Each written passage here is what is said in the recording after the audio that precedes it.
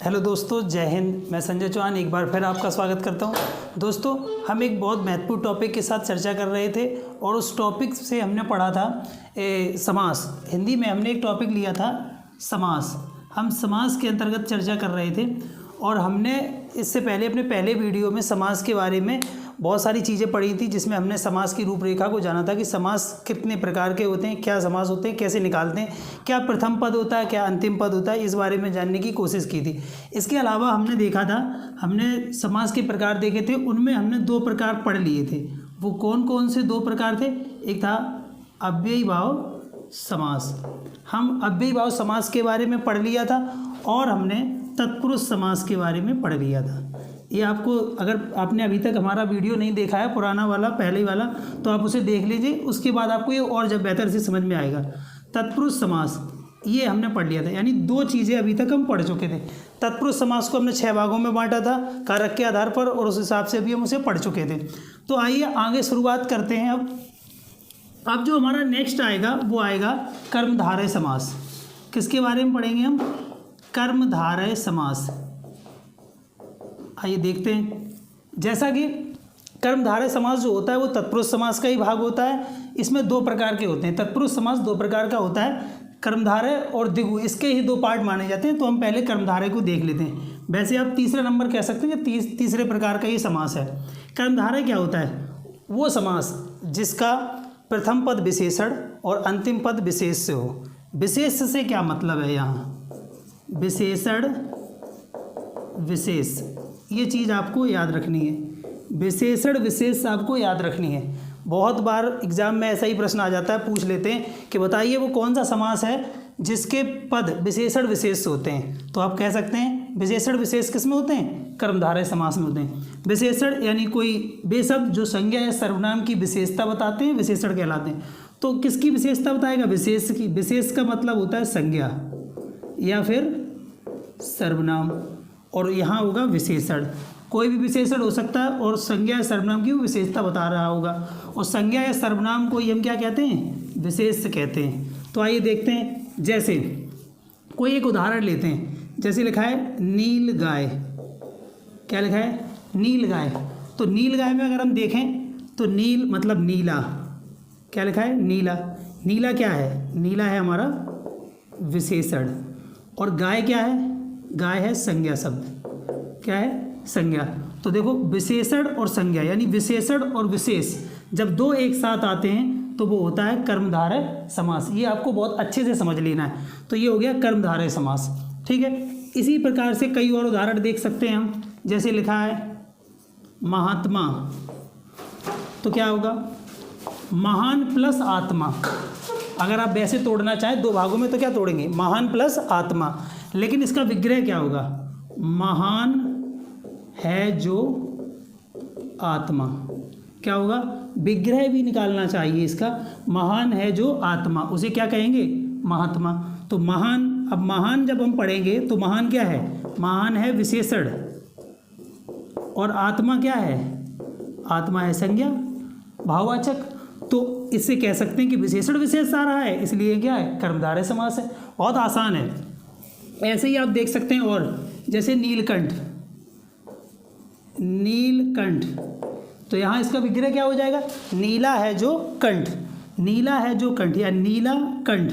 कंठ क्या है? नीला क्या हो गया? विशेषण, रंगबोधक है, रंगवाचक है, गुणवाचक है, और ये कंठ क्या है? संज्ञा है। तो उसकी विशेषता बता रहा कि वो नीला है। इसका विग्रह क्या होगा? नीला है जो कंठ। लेकिन ये वाला जो है ये बहुत एग्जाम में पूछा जाता है। क्यों पूछा जाता है? इसका एक कारण है, क्योंकि नीलकंठ हम किसको कहते हैं?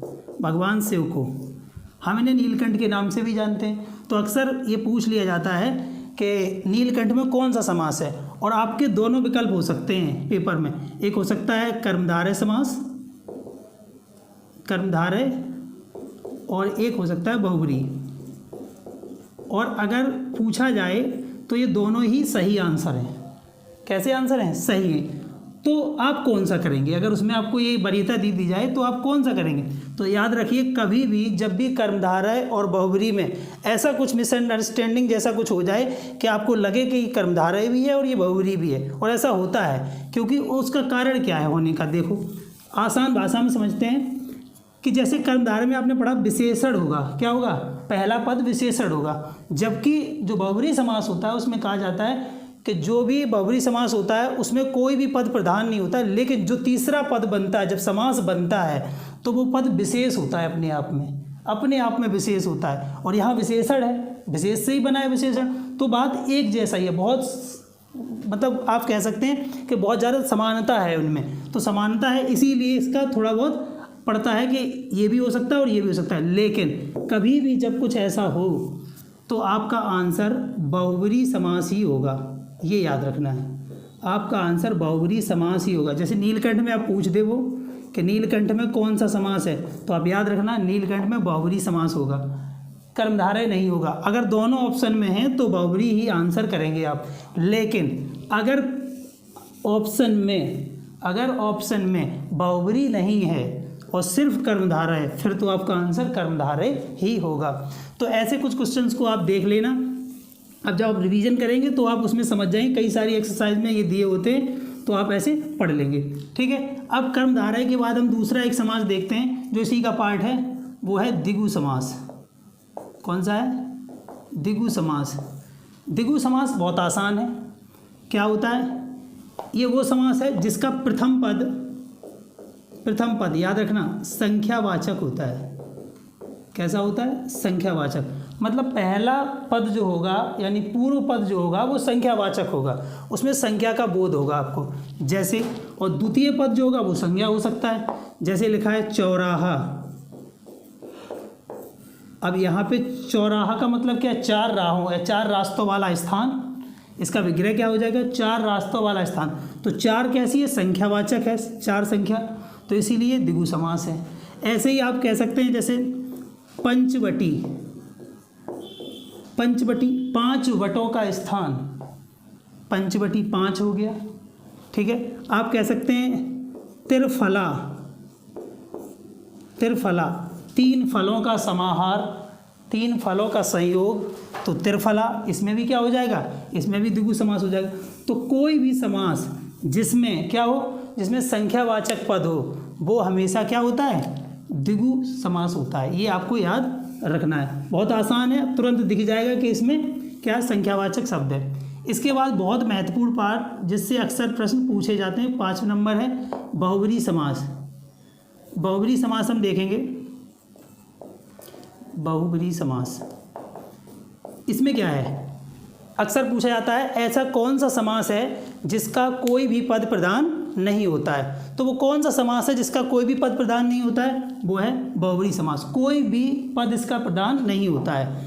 तो क्या प्रधान होता है, इससे दो पद होते हैं, जैसे हमने अभी पढ़े हैं कि प्रथम पद और अंतिम पद होते हैं। तो प्रथम पद और अंतिम पद यानी पूर्व पद और उत्तर पद, ये कोई भी पद प्रधान नहीं होगा। इन दोनों को मिलाकर जब एक तीसरा पद बनता है यानी समास बनता है, वही समासिक पद, क्या कह सकते हैं, समासिक पद प्रधान होता है, ठीक है। ये चीज़ आपको याद रखनी है। जैसे हम लिखते हैं, जैसे लिखा है त्रिनेत्र। अब त्रिनेत्र क्या है, तो त्रिनेत्र तीन नेत्र, अगर देखा जाए तो क्या है, तीन नेत्र।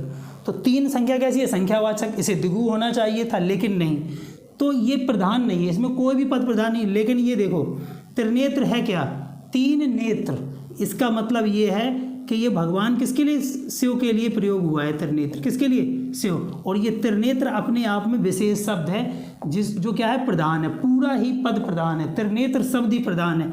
इसलिए आप कह सकते हैं ये क्या है, बहुब्रीहि समास है। तो जिस समास का कोई भी पद प्रधान नहीं होता है वो समास होता है कौन सा, बहुब्रीहि समास। या इसका समासिक पद, जो दो पद होते हैं उनसे मिलकर बना तीसरा पद जो होता है वो प्रधान होता है। ये चीज़ आपको याद रखनी। इसी डेफिनेशन क्या है, इसको आप कैसे याद कर सकते हैं, बहुत आसान है, हमेशा याद रखना। किसी भी देवता, दैत्य, दानव, राक्षस या कोई विशेष व्यक्ति, किसी भी देवता, दानव, दैत्य, कोई भी जो विशेष है, देवता है, देवी देवता कुछ भी है, दैत्य, दानव, राक्षस किसी का नाम है, या किसी विशेष व्यक्ति का नाम है, या किसी विशेष वस्तु का नाम है, विशेष लगा होना चाहिए। विशेष वो अपने आप में देवता, दैत्य, दानव है। अगर इन सब के नाम आते हैं तो आप समझ जाना ये बहुब्रीहि समास होगा। फिर से समझ लें कि देवता का नाम, देवी देवता, किसी का नाम, किसी राक्षस का नाम, दैत्य का नाम, ठीक है, या किसी विशेष व्यक्ति का नाम या किसी विशेष वस्तु का नाम, वो हमेशा क्या होंगे, वो हमेशा बहुब्रीहि समास होंगे। जैसे हम लिखें लंबोदर, लंबोदर।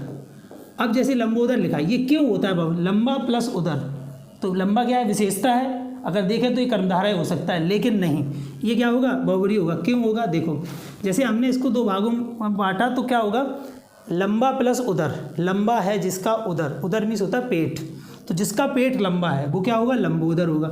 अब एक बात बताइए आप, लंबा कौन होता है, लंबा पेट किसका होता है? अगर आप कहते हैं कि एक हलवाई बैठा है दुकान पे तो उसका पेट भी लंबा होता है, तो क्या वो लंबोदर कहेंगे उसे? नहीं कहेंगे ना। लंबोदर सिर्फ हमने गणेश जी को कहा। किसे कहा? गणेश जी को।